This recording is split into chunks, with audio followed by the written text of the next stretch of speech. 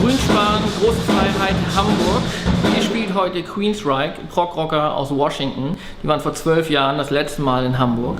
Gitarrist Michael Wilton ist von Anfang an dabei. Partner Lundgren seit 2009. Und mit den beiden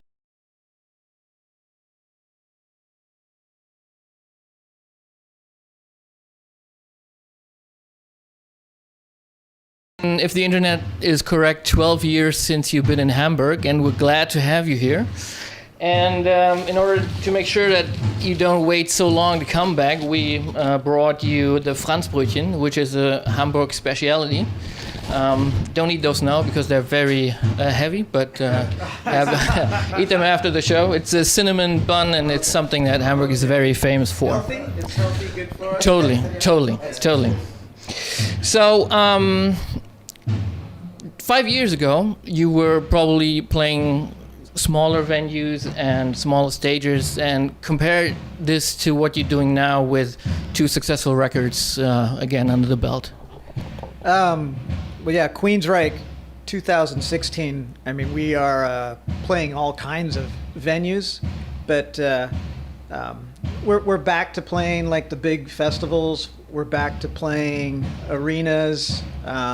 We've been fortunate to play Wacken, which was over 100,000 people. In the States, we're playing arenas. We were fortunate to play with the Scorpions, and as Queensryche, we're playing theaters, we're playing clubs, we're playing festivals.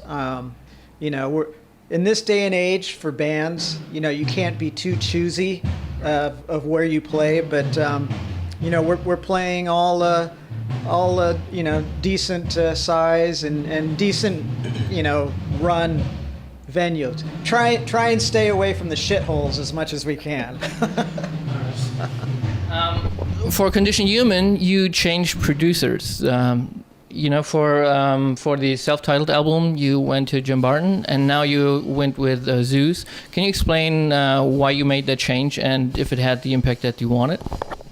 Well, the first record that we did with Todd was basically trying to establish Queensryche with our new singer. And so we kind of went back to the roots. And James Barton, he was involved with Mindcrime, Empire, and Promised Land, which were 3 really well-received records, especially Mindcrime and Empire. And so we wanted to go back to the roots. And for me, it was cool because I'm a fan of all the old records, and Whip has pretty much every guitar and amp that's ever been used on any of those classic records. And Jimbo knew which guitars and which amps to get what tones. He'd be like, let's use the Mindcrime clean tone on this one, and he'd break out the exact guitar and the exact amp that was used on that record. So it was a cool experience for me working with him. And then for Condition Human, we kind of all decided that we needed to. We established ourselves as Queensryche with Todd, and it's a well-received record, but then we wanted to kind of push it, have it less kind of commercial and more like extreme when it comes to, solos or time signatures or any of that sort of stuff. And Zeus is really good with not just, like the pop records and stuff, but he's worked with a lot of really technical metal bands. And so he kind of let us do what we want, and was a really good influence for what we wanted to accomplish with Condition Human. So. You mentioned the Scorpions tour last year. As a German, I of course have to ask, why didn't they bring you to Germany themselves now that they're playing here this year? It's scheduling. It's we're doing our own thing. We're promoting Condition Human when it was conducive for us to tour with the Scorpions in the States, that made the most sense as far as our schedule was concerned. So it's all a matter of scheduling, But we had a blast. I mean, they're one of my favorite bands. Even I listened to them when I was a teenager, So, and they're still playing and rocking out on stage, and it was a great experience for us. But hopefully, we've made a good arrangement with them, and I know that hopefully we'll be playing with them again somewhere in the world. Who knows? Right. To stick with touring, what's your, we can see your guitars there in the background, what's your routine, if you have one, for actually playing on a gig date? Do you have do you have warm up time, or do you play on the bus, or what do you do? We warm up whenever we can. I mean, both Parker and I endorse Kemper amps, so pretty much we have the same sound every night. It's very consistent. Our monitor engineer and front of house engineer love us because we use these Kemper profilers. So, but you know, for us, we're on a pretty hectic schedule, so we're playing, you know, 4 to 5, maybe sometimes 6 shows a week, and you know, for us, we're getting so much action playing just live that you know, other than warming up the arms, you know, and the tendons and stretching the fingers before you go on, and just maybe rehearsing a few parts of a songs, it's pretty automatic. So, but as far as like doing other things, you know, coming up with other ideas, coming up with other riffs, like for the next record or for whatever, you know, we're always doing that, and we have our digital audio workstations with us backstage, and so we're always, you know, tinkering on the guitar and working on things, but you know, out here it's pretty fierce. It's like, you know, a lot of shows in a little amount of time, so it's more about keeping limber, you know, and keeping fresh, and keeping, you know, the chops, and keeping, you know, on your A game. Now, you already mentioned the Kemper amp. That is actually my next question, because I wanted to switch to gear a little bit. Do you use it everywhere, or just when you're not in the US? Do you have a different rig in the US?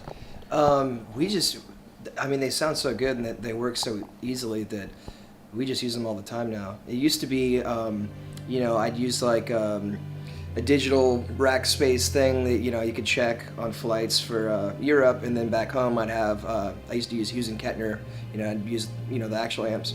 But they sound so real that you really don't need actual amps. And the other cool thing that Michael did is he profiled all of his amps from his studio. So he has his house, he's got this wall, it's this giant rack of all vintage Marshalls he's used all throughout the years on the different records, and he just copied all the sounds, and now he's got them with him on the Kemper, and so he can just load any of that stuff in he wants. So it's pretty cool. Yeah. Okay. Also, my next question.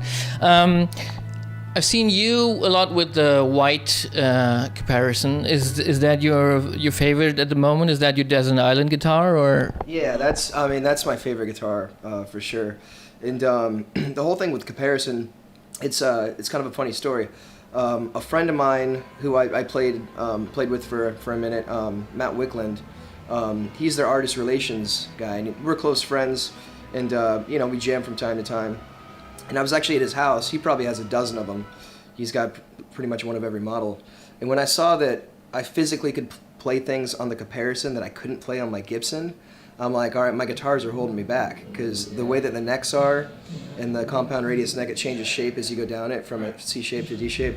Just little things like that. I'm like, if I physically can't play something on a guitar, why am I using that guitar? And so that's what sold me on comparison, and I've been using them ever since. So, and good friends with the owner, Gabriel, too. He's a really cool guy, and so yeah, it's a good company, good guitars. And you've been forever with the ESP. At home, I'm sure you not only have a big amp collection, but also guitar collection. What's your like holy grail of guitars that when you come home and you don't have anything else to do, what do you get out and what do you play on? Yeah, well, I mean, I've been with ESP for over 25 years, you know, so I've accumulated a lot of ESP guitars, obviously. But like in the mid-90s, I started collecting, you know, some vintage guitars. So I have a 62 Fender Strat, completely original, that you know, it's just got the most warm, clean sound. It's fun to play. I'll never take that out on the road. Actually, I barely take it out of the case because it's worth so much. And also, I'll play the very first ESP that I got. It's weird. On the back plate it says ESP Guitars New York. This was when they were in New York, and I got that. And this was back when Queensryche went on tour with Metallica on the Justice for All. Kirk and James started using ESP, and then they asked us if we wanted to. And so I've been, you know, playing them ever since, and they're great guitars. But I do have a lot of other guitars that I like, and acoustic wise, I mean, I like Alvarez, I like Taylor, you know, and those have been on all the Queensryche recordings, and yeah, just a host. You know, I've got some Gibsons and some Fenders and everything, but you know, when I come home, it's I just grab one of the ESPs that's got fresh strings on it. So you have the same stage guitar sound every day, which is good. You don't have to tinker. You don't have to worry about that. Do you guys use in-ears or do you have monitors? We use in-ear monitors. The Queensryche's been using in-ears for years, and it's for Todd, our vocalist, it's something he had to get used to, and he loves it now because, you know, it saves your voice as a vocalist. But for us, it's like being in the studio. You know, you get that kind of a monitor mix, and then you can control the level that you have, and